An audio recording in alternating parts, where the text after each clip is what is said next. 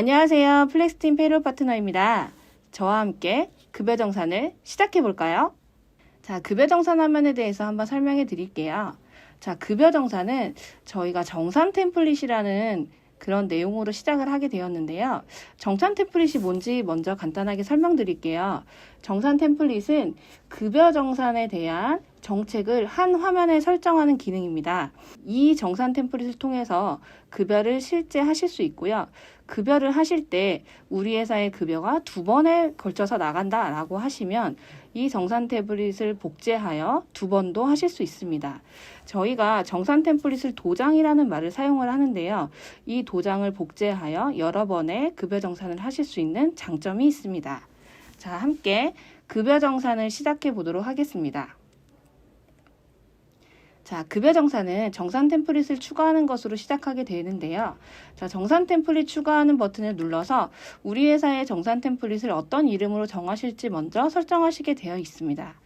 보통은 급여 정산에 대해서 하시는 부분이니까 저는 정기급여 템플릿이라는 이름으로 한번 설정해 볼게요. 자, 정기급여 템플릿이라는 이름으로 설정을 하면 이 기본 설정 화면으로 들어가게 되어 있는데요. 이곳에서 처음 보시는 화면이 이름을 설정하는 것과 이제 설명에 대해서 적으실 수 있어요. 이 설명은 급여 정산에 대한 간단 설명을 적으시는 건데요. 우리 회사의 정기급여입니다. 이런 식으로 설명을 적으셔도 됩니다. 그리고 근무 시간을 입력하는 칸에 총 3가지의 토글을 입력하실 수 있게 되어 있는데요. 자, 이 근무 시간은 무엇을 말하냐면 저희 플렉스에서 근태를 저희가 입력을 하게 되면 급여에서 자동으로 연동되는 기능을 가지고 있어요. 근데 만약의 경우 내가 직접 입력을 하시고 싶으시다라고 하시면 직접 입력을 통해서 엑셀로 업로드 하실 수 있고요. 플렉스 연동을 통해서 하시게 되면 근태에서 가지고 있는 데이터를 가지고 연장이나 이런 것들을 판단해서 자동으로 계산을 해주게 됩니다. 그런데 우리 회사는 사용을 하지 않을 거야 라고 하시면 사용을 하지 않음으로 하시면 근태에 관해서는 사용을 안 하는 걸로 해서 따로 금액이 계산되진 않습니다. 자, 우리 회사의 급여 지급일을 설정하시는 화면인데요. 이곳에서는 우리 회사의 급여일이 당월 25일이다 라고 하시면 당월 25일 이런 식으로 설정을 하실 수 있어요. 그리고 기본근무 정산기간에 대해서 설정을 하실 수 있는데요. 우리 회사는 급여 기본근무 정산기간이 당월 1일부터 당월 말일이야 라고 하신다고 하면 이런 식으로 설정을 하시는 건데요. 기본근무 정산기간이 무엇이냐 라고 하시면 보통 직원이 입사하시거나 퇴사하시거나 이럴 때 기본적으로 어떤 기간에 대한 대상자를 가지고 오고 계산을 할 건지를 설정하시는 구간입니다. 초과근무 정산기간은 이 근태에 관해서 입력을 하시는 것에 따라서 연동이 되고 있는데요. 사용을 하지 않으면 초과근무 정산기간을 입력하신다고 하여도 정산이 따로 이루어지진 않습니다. 하지만 플렉스 연동 이런 식으로 입력을 하시게 되면 근태에서 가지고 있는 어떤 기간에 해당하는 근태값을 가지고 와서 연장근무 이런 것들을 판단하여 기간을 정산해서 급여로 나오게 됩니다. 그렇기 때문에 이 정산기간은 회사에서 또는 설정하셨던 기간을 입력해 주시면 됩니다. 우리 회사는 전월 1일에서 전월 말일까지의 기간을 근태로 입력을 한 그 데이터를 가지고서 플렉스에 연동한 데이터로 연장근로를 판단하겠다라고 하시면 초과근무 기간 같은 경우에는 이런 식으로 설정하실 수 있어요. 그리고 직원이 퇴사를 하게 되면 중도정산을 보통 하는데요. 중도정산을 진행하시고 싶으신 경우에는 이 토글을 이대로 켜놓은 대로 진행을 하시면 됩니다. 그리고 제가 설정한 이 템플릿은 급여에 대한 템플릿이기 때문에 직원의 지급 대상을 뭐로 할지를 설정하실 수 있는데요. 우선은 저는 전체 구성원을 설정을 했지만 내가 만약의 경우 전체 구성원이 아니고 일부 구성원만 하시고 싶으시다라고 하시면 선택한 구성원 이런 식으로 해서 클릭을 하시게 되면 원하시는 구성원을 찾거나 또는 클릭하셔서 입력하실 수 있어요. 그리고 또는 필터링한 구성원을 통해서 어떤 계약 유형별로도 입력하실 수 있습니다. 저는 전체 구성원으로 설정한 대로 하여 한번 저장을 해보도록 할게요. 자, 기본적으로 이렇게 하여 기본 설정은 끝났습니다. 두 번째로 지급 항목에 대하여 설정을 해보도록 하겠습니다. 지급 항목은 보통 수당 항목이라고 생각하시면 되겠는데요. 자, 수당 항목에 있어서 기본급하고 초과근무 수당은 특히 기본급은 구성원의 계약 정보에 있는 연봉을 가지고서 자동으로 계산되게 되어 있어요. 그래서 플렉스에 기본급 항목에 대해서 설정을 따로 하시는 부분은 계약 정보에서 본인의 연봉을 입력을 하시면 입력이 자동으로 계산이 되어서 플렉스 급여 데이터에 나오게 됩니다. 그리고 이곳이 아닌 내가 만약에 추가로 어떤 항목을 주겠다라고 하시면 지급 항목을 추가해서 설정하실 수 있어요. 보통 식대를 많이 하시니까 제가 식대로 한번 만들어 보도록 하겠습니다. 자, 식대는 이름을 식대로 하셔도 되고요. 또는 식비, 회사에서 원하시는 명칭으로 하실 수 있어요. 저는 식대로 해서 설정을 해봤고요. 자, 소득 유형은 회사에서 원하시는 대로 선택하지만 저는 급여에서 지급을 할 거라 급여에서 설정을 하도록 하겠습니다. 그리고 이 연봉 포함이 뭔지를 여쭤보시는 분들이 많이 있으신데요. 자, 연봉 포함이 무엇이라고 하면 직원의 연봉이 3천인데 이 중에 식대 120만 원은 나는 비과세를 하겠다라고 하시면 이 연봉 포함의 토글을 켜 놓으신 상태로 비과세에 이 식비를 선택해서 입력하시면 돼요. 그런데 우리 회사는 3천에 식비 120만 원은 별도로 줄 거야. 그래서 3,120만 원이 이분의 연봉이다라고 하면 연봉 포함의 토글을 꺼주시면 돼요. 자, 저는 우선 토글을 킨 상태로 한번 해보도록 하겠습니다. 자, 하단에 통상임금과 평균임금은 회사의 앞서 말씀드린 정책에 따라서 결정하시는 건데요. 통상임금은 보통 고정적이고 일률적이고 정기적인 임금에 대해서 통상임금이라고 칭하고 있는데요. 이 통상임금을 토글을 켜냐 끄냐에 따라서 통상시급이 결정되게 됩니다.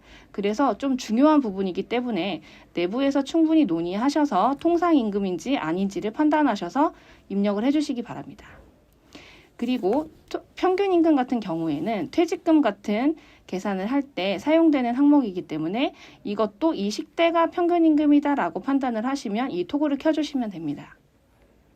자, 대상자는 식대를 우리 회사는 전 직원에 대해서 다 식대 설정을 하겠다라고 하시면 이렇게 전체로 클릭하시면 되고요. 만약에 내가 일부 구성원에 대해서만 하겠다라고 하시면 앞서 기본 설정에서 했던 것처럼 구성원을 일부 선택하실 수 있어요. 자, 저는 전체를 선택해서 진행을 해보도록 할게요. 자, 지급 주기 또한 선택하실 수 있는데요. 매월 하실 수도 있고 선택하신 달로 해서 지급 주기를 선택하실 수 있어요. 자, 식대는 보통 매월 지급하는 거라서 매월로 해보도록 하겠습니다. 그리고 지급 금액도 설정하실 수 있는데요. 자, 식비는 보통 회사에서 설정하시는 금액이 이제 10만 원으로 보통 하시잖아요. 그거는 이제 10만 원까지 비과세 처리가 돼서 그렇게 하고 계시는데 저도 10만 원으로 설정을 해보도록 하겠습니다.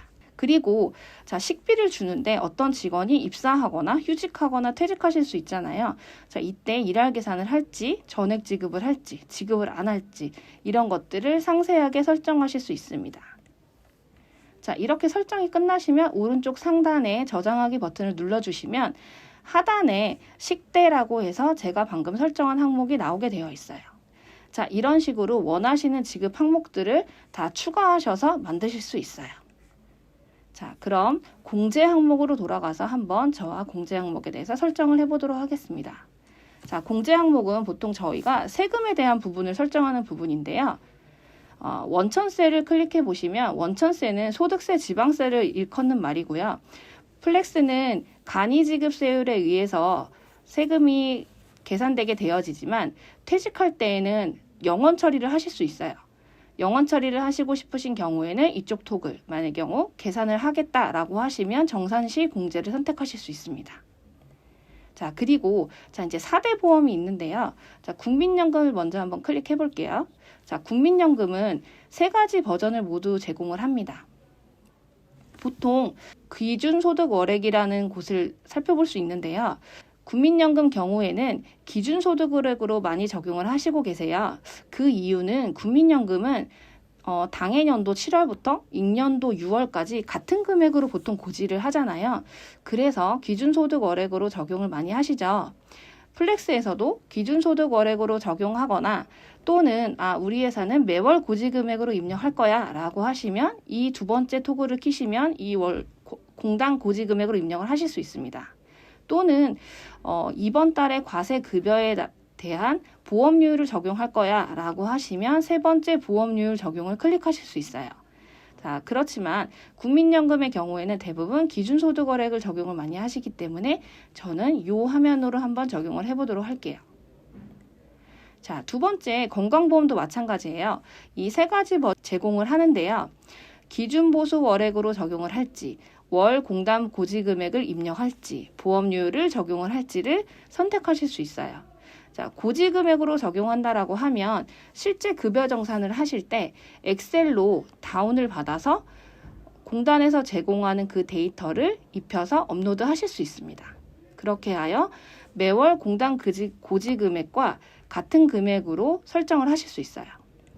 자, 그리고 고용보험의 경우에는 보통 보험료율을 적용을 많이 하시는데요.